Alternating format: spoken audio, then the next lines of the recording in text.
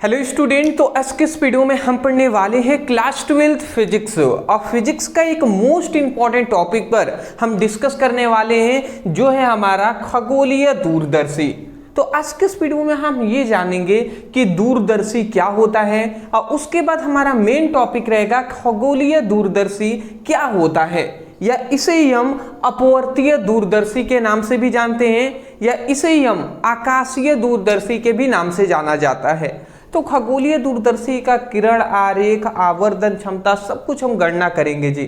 मैं आपको बता दूं ये टॉपिक 5 अंक में आपके बोर्ड एग्जाम में बार बार रिपीटेड हुआ है, आप देख भी सकते हैं, ठीक है ना। तो चलिए स्टार्ट करते हैं और जान लेते हैं जी, ठीक है ना। तो किरण प्रकाशिकी एवं प्रकाशिकी यंत्र ये हमारा 9th चैप्टर का इंपॉर्टेंट टॉपिक है। रिवीजन की क्लास में हम इसको देख रहे हैं। सबसे पहला हमारा इंपॉर्टेंट यहाँ पे टॉपिक आता है जो है दूरदर्शी, ठीक है ना। सबसे पहले हम ये जानेंगे दूरदर्शी क्या होता है, ठीक है ना। उसके बाद हम आगे जानेंगे, इसके प्रकार पर भी डिस्कस करेंगे। दूरदर्शी का मतलब क्या होता है कि ऐसा प्रकाशिकी यंत्र, ऐसा प्रकाशिकी यंत्र जिसकी सहायता से बहुत अधिक दूर वस्तुओं को देखा जाता है, दूरदर्शी कहलाता है। मतलब सिंपल सा समझ के हैं, ऐसा प्रकाशिकी यंत्र जिसकी सहायता से बहुत अधिक दूर पर स्थित जो वस्तु है उसको देखा जाता है, ठीक है। तो ऐसे प्रकाशिकी यंत्र को ही हम क्या कहते हैं, दूरदर्शी कहते हैं। दूरदर्शी का सिंपल सा मतलब यह है दोस्त, दूरदर्शी एक ऐसा मशीन है, ठीक है, जिसकी सहायता से हम बहुत ही अधिक दूर वस्तु है ना उसको हम देख सकते हैं। जैसे कि चंद्रमा को हम देख सकते हैं दूरदर्शी की सहायता से, जैसे कि तारों को हम देख सकते हैं। जैसे कि मान लेते हैं आप ताजमहल देखने गए हुए हैं और आप ताजमहल यहाँ से लगभग, आप यहाँ पे ताजमहल है, आगरा चले गए, अब मान लेते हैं ताजमहल 5 किलो ही मान लेते हैं या 2-3 किलोमीटर दूर पर है और आप किसी बड़े बिल्डिंग पे खड़े हैं, तो वहाँ से अगर आप चाहें तो दूरदर्शी की सहायता से आप ताजमहल को भी देख सकते हैं। तो इसका मतलब क्या हुआ कि बहुत अधिक दूर स्थित वस्तुओं को हम देख पाते हैं दूरदर्शी की सहायता से, ठीक है, समझ के होंगे। अगला आता है हमारा दूरदर्शी के प्रकार। तो यहाँ पे याद रखेंगे दूरदर्शी के 2 प्रकार होते हैं, और वो कौन कौन सा, तो पहला है हमारा आकाशीय दूरदर्शी और दूसरा है हमारा परावर्तीय दूरदर्शी। तो आकाशीय दूरदर्शी क्या होता है, परावर्तीय दूरदर्शी क्या, अपवर्तीय दूरदर्शी क्या होता है, परावर्तीय दूरदर्शी क्या होता है, इनको भी हम जानेंगे जी। चलिए स्टार्ट करते हैं। यहीं पे मैं आपको बता दूं पहले ही आपको कि ये हमारे बोर्ड एग्जाम के लिए वेरी वेरी इंपॉर्टेंट है, और ये भी हमारे बोर्ड एग्जाम के लिए वेरी वेरी इंपॉर्टेंट है। मोस्टली मैं बता दूं दूरदर्शी का परिभाषा नहीं पूछा जाता, यही दो टॉपिक आपको बार बार पूछा जाता है 5 नंबर में, ठीक है ना। तो चलिए वही हम स्टार्ट यहाँ पे करते हैं, जो है सबसे पहला अपवर्तीय दूरदर्शी, जिसे इन तीनों नामों से पूछ लिया जाता है। अब अक्सर स्टूडेंट कंफ्यूज हो जाते हैं, क्या कभी कह देगा अपवर्तीय दूरदर्शी, या अपवर्तीय दूरदर्शी ना कहकर खगोलीय दूरदर्शी कह देगा, या खगोलीय दूरदर्शी ना कहकर आकाशीय दूरदर्शी कह देगा। तो याद रखेंगे तीनों का मतलब एक ही है, तीनों को अलग अलग नामों, मतलब एक ही टॉपिक है, अलग अलग नामों से हम जानते हैं, ठीक है ना। चलिए तो इसका भी परिभाषा हम वही देंगे, मतलब अपवर्तीय दूरदर्शी की सहायता से भी हम क्या करते हैं, बहुत अधिक दूर वस्तुओं को स्पष्ट रूप से हम देख पाते हैं। तो हम क्या कहेंगे, ये दूरदर्शी का ही तो प्रकार है ना। तो ऐसा दूरदर्शी जिसकी सहायता से बहुत अधिक दूर वस्तु को हम आसानी से देख पाते हैं, उसे अपवर्तीय दूरदर्शी कहते हैं। वही बात हमने यहाँ पर लिखा हुआ है, वही बात हमने यहाँ पर लिख भी दिया है, आप देख भी सकते हैं। क्या हमने लिखा है, ऐसा दूरदर्शी जिसकी सहायता से बहुत अधिक दूर वस्तु को आसानी से देखा जाता है, अपवर्तीय दूरदर्शी कहलाता है। आशा करता हूं कि आप समझ के होंगे। अगला आता है दूसरा, इसमें परिभाषा लिखने के बाद यहाँ पे आप सिद्धांत या आप प्रतिबिंब का बनना हेडिंग डालकर लिख लीजिएगा। क्या लिखेंगे आप, कि अपवर्तीय दूरदर्शी द्वारा वस्तु का प्रतिबिंब याद रखेंगे। यहाँ पे ये 3 पॉइंट्स याद रखेंगे, ठीक है ना। सबसे पहले वस्तु का जो प्रतिबिंब बनता है बहुत ही बड़ा बनता है। दूसरी बात आभासीय बनता है, और तीसरी बात, वस्तु का जो प्रतिबिंब बनता है वो सीधा बनता है, ठीक है ना। मतलब अपवर्तीय दूरदर्शी की सहायता से जो प्रतिबिंब बनता है वो बहुत ही बड़ा बनता है, आभासीय बनता है और सीधा बनता है, ठीक है। ये आप इतनी बात लिख देंगे, परिभाषा दे दिया, फिर से प्रतिबिंब कैसे बनता है ये हमने बता दिया। फिर आप हेडिंग डालेंगे जो है चित्र, रेखा चित्र, ठीक है ना। अब आपको रेखा चित्र को पूरा एक्सप्लेन करना है कि कैसे इसका चित्र होता है। तो हालांकि हम फोटो भी लगा सकते हैं, बट आपको पूरी तरीके से अच्छे से चित्र आपको बनाना पड़ेगा, ठीक है ना। तो चलिए हम चित्र बनाकर आपको दिखाते हैं, जिससे आसानी से आपको समझ में आ जाएगा। थोड़ा सा जो फिगर है वो बहुत ही कॉम्प्लिकेटेड है, थोड़ा ध्यान से फोकस करना है, ठीक है ना। यही सब इम्पोर्टेंट है जी। देखिए, हालांकि हमें ऐसा चित्र नहीं बनाना है जैसा आप सोच रहे हैं, ये हमें उसका रेखा चित्र बनाना है, ठीक है ना, पूरा फिगर टाइप का नहीं। ये सबसे पहले तो हमने यहाँ पे मुख्य अक्ष ले लिया है। अब यहाँ पे मुख्य अक्ष हमने ले लिया, यहाँ पे हम लेंगे दो, यहाँ पे हम लेंस लेते हैं, ठीक है ना। दो लेंस लेते हैं, एक हम थोड़ा बड़ा लेंस लेंगे, ठीक है, एक हमने बड़ा लेंस ले लिया और एक हम यहाँ पर लेते हैं छोटा सा लेंस, अभी हम लेकर दिखाएंगे आपको, ठीक है ना। यहाँ पे एक हमने बड़ा सा लेंस ले लिया, ठीक है। चलिए, इस लेंस का नाम है अभिदृश्यक लेंस, जिसको O से प्रदर्शित करते हैं, तो हमने O से दर्शा दिया, ठीक है ना। ये हमारा अभिदृश्यक लेंस है। अब यहाँ पे होता क्या है दोस्त, ये समझिएगा। सबसे पहले ना बहुत दूर, मान लेते हैं सपोजेड बहुत दूर वस्तु स्थित है, बहुत दूर है। अब बहुत दूर का मतलब ऐसा मान सकते हैं अनंत पर है, अनंत का मतलब ये नहीं, मतलब बहुत दूर है। जैसे कि मान लेते हैं तारों की दूरी कह दें, तो अनंत टाइप का एक है ना कि बहुत दूर है जी।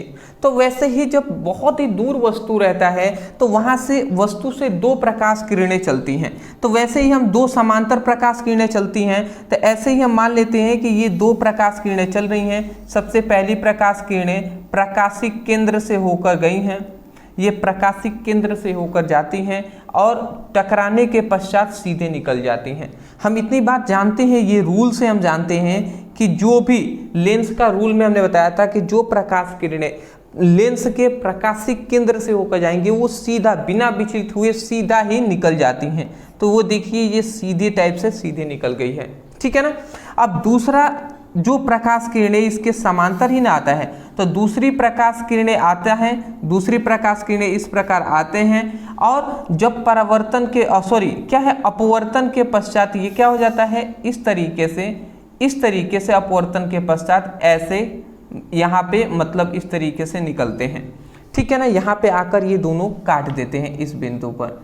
यहाँ पे आप देख सकते हैं, यहाँ पे ये दोनों मिल रहे हैं, ठीक है ना। सबसे पहले इतनी बात आपको समझ में आया कि नहीं? हमने क्या बताया, ये अभिदृश्यक लेंस है, अनंत से आने वाली दो प्रकाश किरणें आ रही हैं, एक प्रकाशीय केंद्र से होकर सीधे निकल जाती हैं, दूसरा आई और दूसरा ये इस रेखा पर काट दी यहाँ पे। अब यहाँ पे अब हम क्या करते हैं, अब जैसे ही काट दिया तो यहाँ पे एक और हम लेंस लेते हैं और इस लेंस का नाम आप याद रखेंगे। यहाँ पे एक हम छोटा सा लेंस लेंगे, यहाँ पे एक हम छोटा सा ही लेंस लेंगे, ठीक है ना। यहाँ पे एक हम छोटा सा लेंस लेते हैं जो है ये, और इस लेंस को हम कहते हैं नेत्रिका लेंस। अभी आपको अंत में ना पूरा कंफर्म होगा कि क्या क्या ये सब हैं। अभी फिलहाल आप इतना याद रखेंगे कि देखिए यहाँ पे सपोजेट यहाँ से देखिए ये प्रकाश किरणें इस तरीके से गई। अब देखिए ये,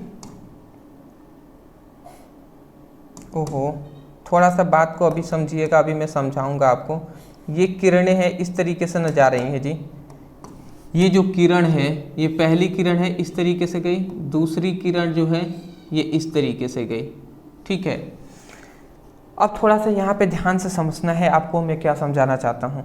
देखिए ये प्रकाश किरणें हैं, देखिए यहाँ पे ये दोनों आ रही हैं और यहाँ पे ये मिली हुई हैं। अब जहाँ पर मिलती हैं इसका मतलब ना कि जहाँ पर मिली हैं यहाँ से हम एक रेखा खींच देंगे, एक रेखा हम खींच देंगे, तो यही रेखा क्या हो जाएगा, उस वस्तु का क्या हो जाएगा, प्रतिबिंब हो जाएगा। उस वस्तु का ये क्या हो जाएगा, प्रतिबिंब हो जाएगा। तो ये उसका प्रतिबिंब हो गया। तो मान लेते हैं ए बी वस्तु से आया हुआ है, तो ए डैश और बी डैश ये वस्तु का प्रतिबिंब बन गया है।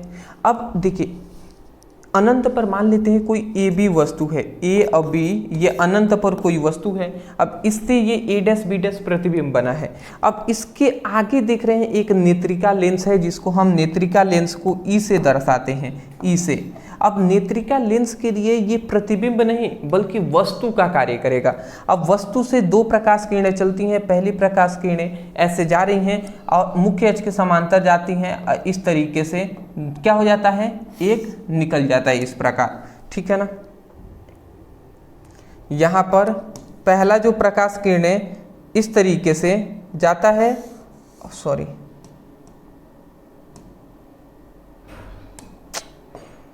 क्या कहा जाए भैया, देखिए यहाँ पे आप बात को समझिएगा। यहाँ पे फिगर ही कॉम्प्लिकेटेड होता है, इसलिए मैं थोड़ा सा और भी कहूँगा सब्र रखिएगा, ठीक है ना। सब्र नहीं रखेंगे तो दिक्कत हो जाएगा। यहाँ से अब क्या होता है, यहाँ से सबसे पहले पहला प्रकाश किरणें ऐसे निकलता है मुख्य अक्ष के समांतर, मुख्य अक्ष के समांतर इस तरीके से जाता है और टकराने के पश्चात ऐसे मुख्य फोकस से होकर ये निकल जाता है इस प्रकार, ठीक है ना। और दूसरा प्रकाश किरणें प्रकाशिक केंद्र से होकर जाता है और ये प्रकाशिक केंद्र से होकर ये सीधा इस तरीके से निकल जाता है, ठीक है ना। दूसरा ये क्या हो गया, दूसरा प्रकाशिक केंद्र से होकर जाता है और सीधे निकल जाता है। अब देखिए ये दोनों इधर जाएंगे तो ये दोनों कहीं मिलेंगे जी, नहीं मिलेंगे। तो वास्तव में तो नहीं मिलेंगे, परंतु इन दोनों किरणों को अगर हम पीछे लाते हैं, इन दोनों किरणों को अगर हम पीछे लाते हैं तो थोड़ा सा ध्यान से समझेंगे। इन दोनों किरणों को अगर हम पीछे लाते हैं तो ये दोनों किरणें देखिए यहाँ पर ये दोनों किरणें यहाँ पर मिल रही हैं, ठीक है ना।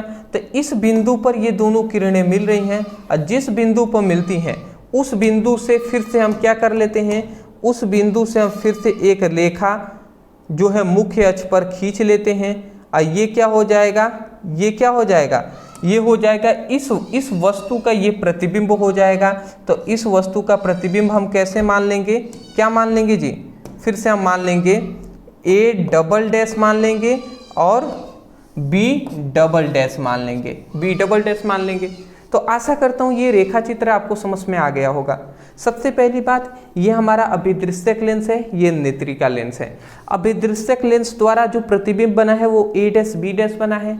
अब ए डैश बी डैश जो है ये नेत्रिका लेंस के लिए वस्तु का कार्य कर रहा है और इस वस्तु का फिर से यहाँ पे A double dash B double dash ये प्रतिबिंब बना है।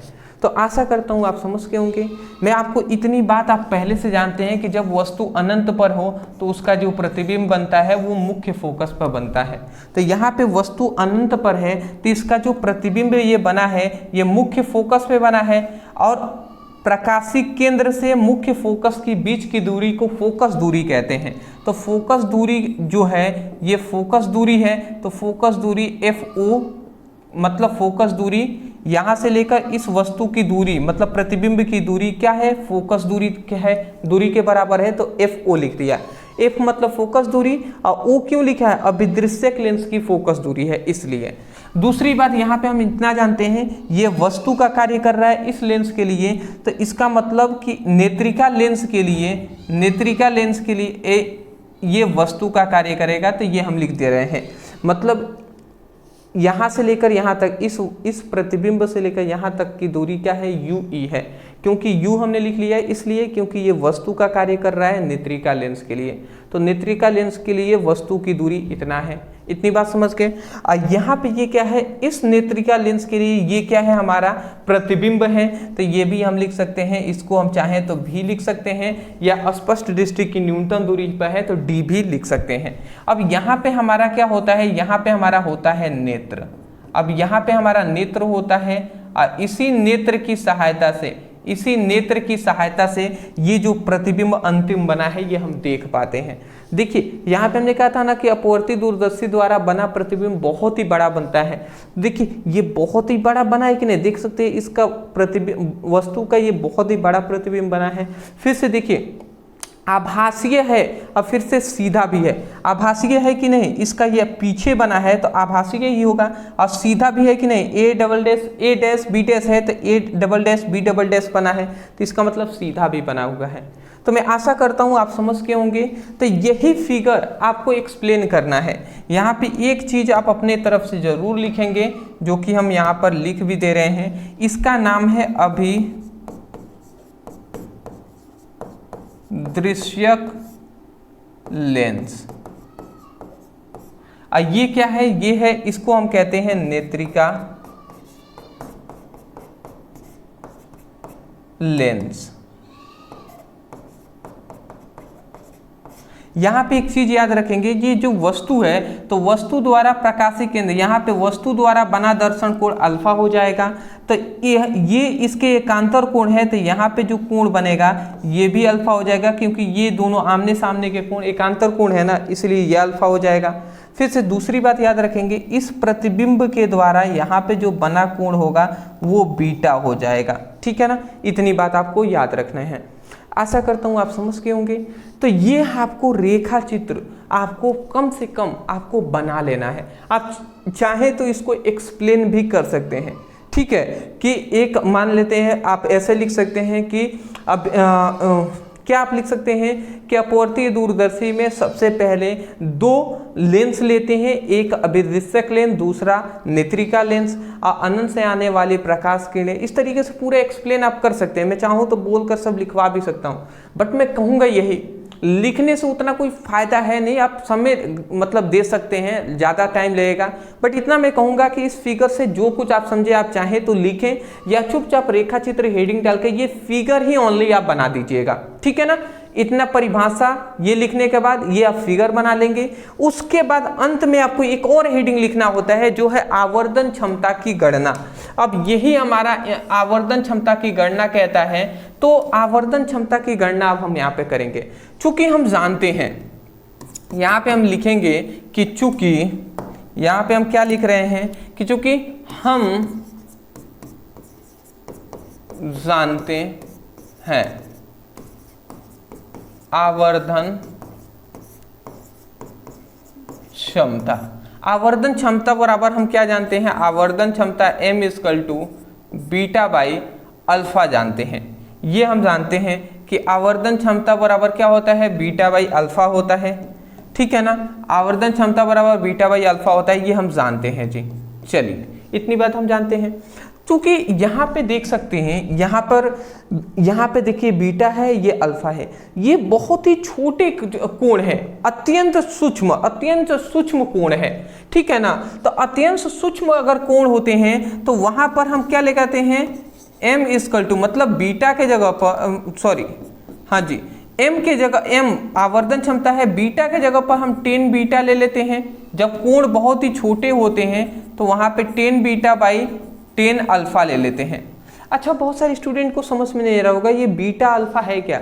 बीटा है प्रतिबिंब द्वारा बना दर्शन कोण, अल्फा क्या है, वस्तु द्वारा बना दर्शन कोण है। ठीक है ना, यहाँ पे 10 बीटा बाई 10 अल्फा क्या क्यों आया, तो ये आप लिख सकते हैं कि जब कोण अत्यंत छोटे हों, तो जब कोण अत्यंत छोटे होते हैं तो उस समय पर हम क्या लेते हैं, 10 ले लेते हैं। तो 10 बीटा बाई 10 अल्फा हो गया। अब इतनी बात मैं आपसे पूछना चाहता हूं, tan थीटा बराबर क्या होता है, tan थीटा बराबर होता है लाल बटे आधार, लंब बटे आधार ही तो होता है ना। tan थीटा बराबर लंब बटे आधार होता है। तो चलिए tan बीटा, यहाँ पे अगर हम आते हैं, यहाँ पे समझिएगा, बीटा यहाँ पे बन रहा है ना, यही ना बीटा जी। तो यहाँ पे त्रिभुज अगर देखिए तो त्रिभुज कौन सा है, देखिए यही ना त्रिभुज है वास्तव में, आप ध्यान से समझेंगे, यही वाला त्रिभुज है ना, यही वाला। तो यहाँ पे अगर हम देखें, ये वाला त्रिभुज में हम कह रहे हैं, तो यहाँ में जब देखें तो a डैश b डैश ये हमारा लंब हो जाएगा, आधार क्या हो जाएगा, यही ना आधार हो जाए जी, a डैश ये आधार हो जाएगा इस त्रिभुज में। ये लंब a डैश b डैश ये लंब हो जाएगा, और a डैश ये हमारा क्या हो जाएगा, आधार हो जाएगा। तो यही बात हम लिख देंगे, tan बीटा बराबर हम क्या लिख सकते हैं जी, tan बीटा बराबर लंब बटे आधार है ना। तो लंब हम क्या लिख सकते हैं, लंब के जगह पर हम लिख सकते हैं a डैश b डैश अब by a dash b dash और बाई क्या लिख सकते हैं, ई ए डैश। ये हमारा मेन बटा हो जाएगा, यहाँ पे हम एम लिख देंगे यहाँ पे। ये आप समझ रहे हैं कहाँ से आया है ना, ये एक त्रिभुज है, तो इस त्रिभुज में ये आप त्रिभुज देख रहे हैं, तो इस त्रिभुज में लंब क्या है, ए डैश बी डैश है, आधार क्या है, ई ए डैश है, तो यही लंब हम लिख दिए हैं ए डैश बी डैश, आधार ई ए लिख दिए हैं, समझ रहे हैं। तो यही बात हमने लिख दिया है लंब बटे आधार। उसके बाद अब टेन अल्फा आ गया, टेन अल्फा में भी हम क्या लिख देंगे, टेन अल्फा बराबर भी क्या होता है, लंब बटे आधार। तो यहाँ पे अल्फा कौन कोण है, यहाँ पे देखिए अल्फा कोण बन रहा है, तो यहाँ पे एक त्रिभुज आपको दिखाई दे रहा है, ये वाला त्रिभुज, इस त्रिभुज की हम बात कर रहे हैं, आप ध्यान से देख लीजिएगा, ये त्रिभुज की हम बात कर रहे हैं। तो यहाँ त्रिभुज में अगर आप देखेंगे तो लंब क्या हो जाएगा, ए डैश बी डैश, ये लंब है, आधार क्या है, ओ ए डैश है, यही ना है जी। तो A dash B dash by O A dash, ये हम लिख देंगे। तो इसके लिए हम क्या लिखेंगे, A dash B dash by O A dash, ये हमने लिख दिया। अब देखिए ये आपका सॉल्व हो ही गया है। ये बताइए ऊपर ए डैश बी डैश से नीचे वाला ए डैश बी डैश कैंसिल हो गया, और ये वाला अब ऊपर चला जाएगा, ये वाला नीचे आ जाएगा। तो यहाँ से हम m का अगर मान निकालते हैं तो क्या आता है, ये ऊपर चला जाएगा तो ओ ए डैश अब बाई ई क्या हो जाएगा, ए डैश हो जाएगा, यही ना हुआ जी, ई ए डैश। अब यहाँ पे अगर थोड़ा सा अगर आप सोचें और समझें तो देखिए, अगर आप थोड़ा सा समझ रहे होंगे, इतना आ गया है। अब मैं आपसे कहूँ ओ ए डैश का, ओ ए डैश है, यहाँ पे ओ ए डैश है ना, ठीक है, ओ ए डैश का हम देखेंगे कि दूरी क्या है। तो ओ से लेकर ए डैश यहाँ तक की दूरी क्या है, ओ से लेकर ए डैश तक की दूरी क्या है, एफ ओ है ना, एफ ओ है। तो यहाँ पे हम बताइए, यहाँ पे आप बताइए कि ओ ए डैश की जगह पर एफ ओ लिख सकते हैं। तो यही बात हम लिख देंगे, एम इजकल टू क्या लिख देंगे, एफ ओ लिख देंगे। अब बटे ई ए डैश है, ई ए डैश का देख सकते हैं, ई ए डैश की दूरी क्या है, यू ई है। तो यहाँ पे हम क्या लिख सकते हैं, यू क्या लिख सकते हैं जी, यू ई लिख सकते हैं। और ये हमारा क्या हो जाएगा, ये हमारा मेन फॉर्मूला हो जाएगा, और ये हमारा आंसर हो जाएगा अपवर्तीय दूरदर्शी के लिए। क्या, अपवर्तीय दूरदर्शी के लिए आवर्तन क्षमता की गणना हमने यहाँ पर कर दिया है, ठीक है ना। इतनी बात आप समझ गए हैं। ये एफ ओ क्या है, ये एफ ओ है अभिदृश्यक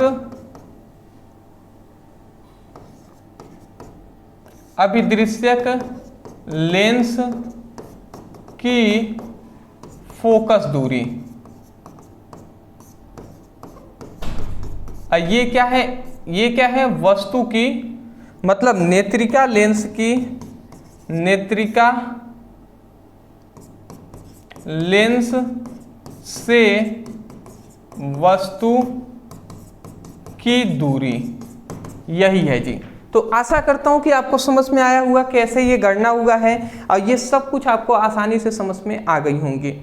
चलिए मैं इतना ही कहूँगा, यदि वीडियो पसंद आ रहा है आपको, ठीक है ना, तब जाकर मैं कहूँगा कि वीडियो को लाइक अभी तक नहीं किया है ना, लाइक ज़रूर कर दीजिएगा, और चैनल पे नए होंगे तो सब्सक्राइब ज़रूर कीजिएगा, क्योंकि यहाँ पे ऐसे ही अब वन शॉट आपको वीडियो मिलने वाले हैं, सभी इंपॉर्टेंट क्वेश्चन आंसर हम कराने वाले हैं। मतलब ये हम कह सकते हैं ना, बोर्ड एग्जाम की एक बेहतर तरीके से हम तैयारी आपको कराएंगे, तो सब्सक्राइब जरूर कीजिएगा, ठीक है ना। हाँ, अगर आप क्लास 12 की स्टूडेंट हैं तो आपके लिए एक बहुत ही अच्छी न्यूज़ है ये कि ओनली, आपको इतनी बात पता है कि ओनली 99 रुपए में पूरी आपको फिजिक्स की फुल नोट्स दिया जा रहा है। यहाँ पे याद रखेंगे, फुल नोट्स की हम बात कर रहे हैं, फुल टाइपिंग नोट्स आपको दिए जाएंगे फिजिक्स का ओनली 99 में। अगर आप फिजिक्स और केमिस्ट्री दोनों एक साथ लेना चाहते हैं तो 199 रुपए में दोनों फिजिक्स केमिस्ट्री दोनों के फुल नोट्स मिल जाएंगे। तो नोट्स लेने के लिए नीचे व्हाट्सएप नंबर है, इस नंबर पर जरूर मैसेज करके और नोट्स को जरूर ले लीजिएगा, ठीक है ना। पहले स्क्रीनशॉट ले लीजिए।